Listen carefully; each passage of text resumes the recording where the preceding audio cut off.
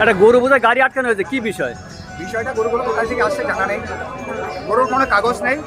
আর এই যে 9-10টা গরু একটা লক্ষ্মণের উপরে বেঁধে নিয়েছে যেভাবে, হ্যাঁ, এটা তো মনে হয় মানে এরা তো মানুষের মধ্যেই পড়ে না।